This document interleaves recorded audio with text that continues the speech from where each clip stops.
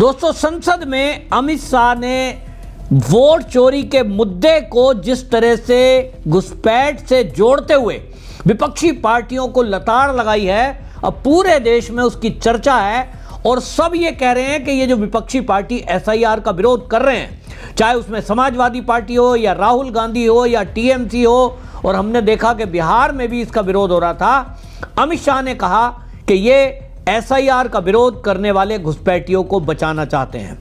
SIR के लिए जिस तरह से विरोध हो रहा है, उसमें जो झूठ फैलाया जा रहा है, उसको एक्सपोज अमित शाह ने संसद के अंदर कर दिया और संसद के अंदर विपक्ष के द्वारा लगाए गए आरोपों का एक एक करके अमित शाह ने जवाब दिया। अमित शाह ने यह भी बताया कि जिस तरह से ईवीएम को हैक करने की बात कही जा रही थी, चुनाव आयोग ने इस ईवीएम को लेकर के ये सीधा सीधा विपक्ष को चुनौती दी थी कि आप आइए और ईवीएम को हैक करके दिखाइए। 10 राज्यों में सभी राजनीतिक दलों को इसके लिए इनवाइट किया गया, मशीनें रखी गई, लेकिन कोई विपक्षी पार्टी उसको हैक नहीं कर पाई।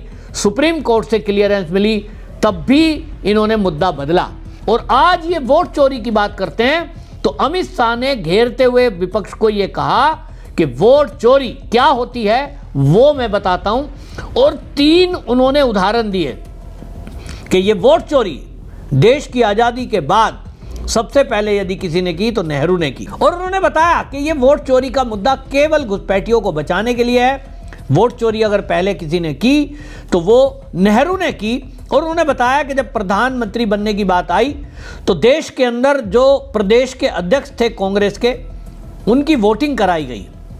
28 कांग्रेस के प्रदेश अध्यक्षों ने सरदार पटेल के लिए प्रधानमंत्री बनने के लिए वोट किया।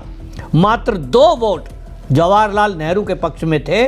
फिर भी जवाहरलाल नेहरू जो वोट थी उस होने के बावजूद भी प्रधानमंत्री बने। ये थी पहली वोट चोरी। दूसरा उदाहरण उन्होंने इंदिरा गांधी का दिया कि 3 वरिष्ठ जजों को बाईपास करके चौथे को जज बनाया गया, क्योंकि जब इंदिरा का चुनाव अवैध घोषित कर दिया गया तो जिस जज ने फैसला दिया उसको चुनौती देने के लिए मनमर्जी का जज बिठाया गया सुप्रीम कोर्ट में। तीसरा उदाहरण उन्होंने सोनिया गांधी का दिया, जिसने 1980 में वोटर लिस्ट में नाम ऐड कराया, जबकि वो भारत की नागरिक 1983 में बनी। अमित शाह ने बताया कि उसको लेकर दिल्ली में एफआईआर हुई है। ये 3 उदाहरण दिए। दूसरा उन्होंने ये कहा कि जिस तरह से ये जो विपक्षी पार्टियां हैं, ये जिस तरह की बातें कर रही हैं, जिस तरह से ये विरोध का विरोध करने पे बात करे जा रही हैं, कोई एक ऐसा मुद्दा इनके पास नहीं है। और उन्होंने सीधा सीधा कहा कि हम जो है ये भ्रम जो फैला रहे हैं इसको दूर करने के लिए तैयार हैं। उन्होंने कहा कि जिस तरह की बातें फैलाई जा रही हैं, वोट चोरी की बात कही जा रही है, उन्होंने कहा कि ये जो एसआईआर है ये पहली बार नहीं हुआ, ये कांग्रेस के शासनकाल में भी हुआ है। सन 2000 के बाद 3 बार एसआईआर हुआ है, उसमें 2 बार बीजेपी एनडीए की सरकार में और 1 बार मनमोहन की सरकार में। उस समय किसी ने विरोध नहीं किया, क्योंकि उस समय जो ये एसआईआर है ये इस तरीके से हुआ ही नहीं, यानी पिछली लिस्ट से मिलान हुआ, लेकिन अब इसके साथ साथ घुसपैठियों पर कार्रवाई हो रही है, इसीलिए ये बौखलाए हुए हैं। वो कहते हैं कि जब पहले भी हुआ है, पहले कोई विरोध नहीं हुआ, तो आज क्यों विरोध हो रहा है। वो कहते हैं, उन्होंने कहा कि जिस तरह से बात करते हैं कि भाई ये भारतीय जनता पार्टी चुनाव जीत रही है, तो वहाँ तो जो है कहते हैं ईवीएम खराब है। जहाँ विपक्षी पार्टी कोई जीतती है वहाँ ईवीएम कैसे ठीक हो जाती है। अमित शाह ने ये उदाहरण दिया। उन्होंने कहा देखिए 3 लोकसभा और 44 चुनाव, 3 लोकसभा सहित 2014 के बाद एनडीए 44 चुनाव जीती, लेकिन ये भी सच है कि 30 चुनाव विपक्षी पार्टी जीती हैं। तब अगर ईवीएम खराब थी तो जो भारतीय जनता पार्टी चुनाव हारी 30, वो क्यों हारती है एनडीए, उनमें भी जीत हासिल करती। तो ये कुल मिला करके बेईमानी है। ईवीएम को लेकर उन्होंने उदाहरण दिया, उन्होंने तथ्य के साथ रखा कि 16,000 वीवीपैट का मिलान हुआ, 5% बैठता है चुनाव में, और उसमें एक भी कहीं गड़बड़ी नहीं पाई गई। जिस पार्टी को वोट दिया उसी का वोट निकला। ये उदाहरण दिया तो आपको बताएं कि विपक्षी पार्टियां संसद छोड़ के भाग गईं। अमित शाह जब बोलने के लिए खड़े हुए और उन्होंने कहा कि ये जितनी भी पार्टियां हैं ये घुसपैठियों को बचाने के लिए काम कर रही हैं, उन्होंने पश्चिम बंगाल का उदाहरण दिया कि पश्चिम बंगाल में आज भी फेंसिंग को अगर विरोध कोई कर रहा है तो वो ममता बनर्जी कर रही हैं। जमीन नहीं दे रही हैं। 243 किलोमीटर का एरिया फेंसिंग से अभी पूरी तरह ठीक नहीं हुआ है, फेंसिंग नहीं लगाई गई क्योंकि ममता बनर्जी घुसपैठियों को बचाने का काम कर रही हैं। पूरी विपक्षी पार्टी केवल घुसपैठियों के पक्ष में इस एसआईआर का विरोध कर रहे हैं। राहुल जी ने बिहार में घुसपैठिया बचाओ यात्रा निकाली। अमित शाह बोल रहे हैं, क्या बोल रहे हैं सुनिए आप। कि घुसपैठ हो रही है, भारत सरकार की जिम्मेदारी नहीं है।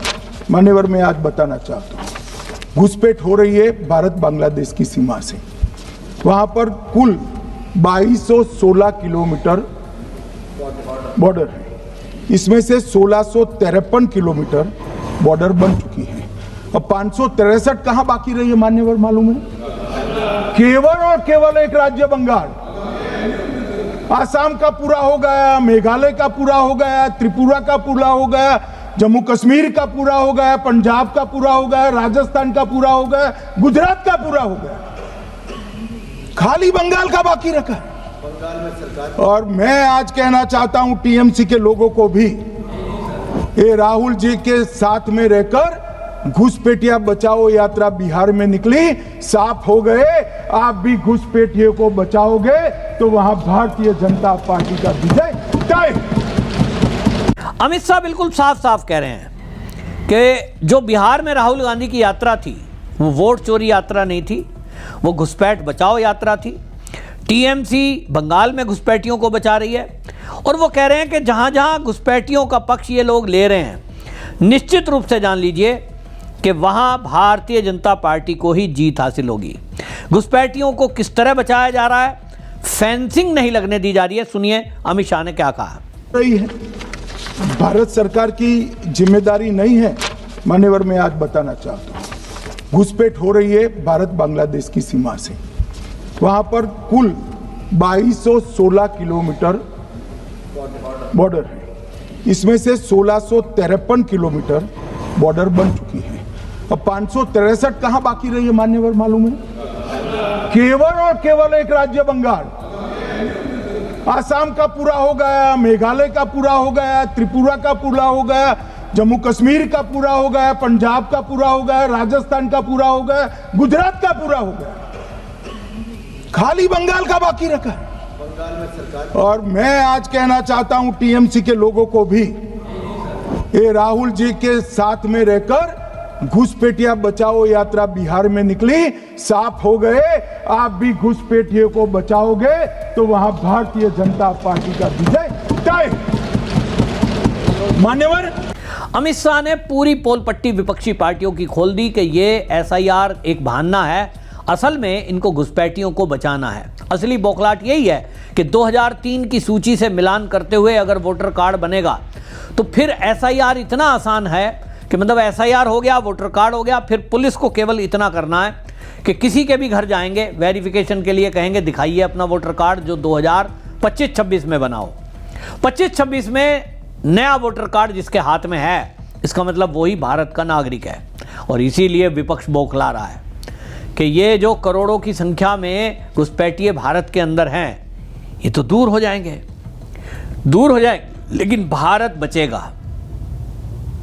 भारत की डेमोग्राफी को जिस तरह से खतरे में डालने का काम विपक्ष कर रहा है, अमित शाह ने इसको चेतावनी देते हुए कहा कि इसी के कारण एक बार देश बट चुका है, लेकिन आने वाली पीढ़ियों के लिए ऐसी स्थिति ना निर्माण हो कि देश फिर से बटे, इसलिए एसआईआर जरूरी है। अमित शाह ने बिल्कुल क्लियर कह दिया, इसका मतलब पूरे देश में एसआईआर होके रहेगा और घुसपैठिए एक एक घुसपैठिया देश से निकल कर रहेगा। सुनिए अमित शाह ने डेमोग्राफी पर क्या कहा। पार्टी के सिद्धांत तो है ही, मगर मैं मानता हूं कि जनसांख्यिकी में इतना बड़ा परिवर्तन देश के लिए बहुत बड़ा खतरा है। यह देश एक बार जनसांख्यिकी के आधार पर बट चुका है। और हम नहीं चाहते कि आने वाली पीढ़ी ये देश के भी बंटवारे दिखे। इसलिए ये बहुत जरूरी है कि इस देश से घुसपैठ को रोकना पड़ेगा। अमित शाह ने बिल्कुल साफ साफ कहा है कि ये देश के लिए खतरनाक है और इसीलिए एसआईआर हम करा रहे हैं, क्योंकि आने वाली पीढ़ियां ये देखें कि देश सुरक्षित है और देश का कोई बंटवारा आगे ना हो। कितनी जरूरी बात है। लेकिन इस देश की विपक्षी पार्टियां पूरी बेशर्मी के साथ जिस तरह से एसआईआर का विरोध कर रही हैं, अब तो वो पूरी तरह एक्सपोज हो गया है और देश के लोगों को ये समझना है कि ये जो पार्टियां हैं, चाहे वो समाजवादी पार्टी है, टीएमसी है, राहुल गांधी है, ये जितने लोग विरोध कर रहे हैं ये केवल इसलिए कर रहे हैं। और इसीलिए राष्ट्रवादी लोगों को भारतीय जनता पार्टी के साथ खड़े होने की आवश्यकता है, क्योंकि अगर बीजेपी की सरकार के अलावा कोई सरकार राज्य में आती है तो उसका क्या परिणाम होता है आप देख लीजिए। पश्चिम बंगाल में, आप देख लीजिए हिमाचल में, आप देख लीजिए केरल में, आप देखिए कर्नाटक में, क्या हाल वहां हो रहा है।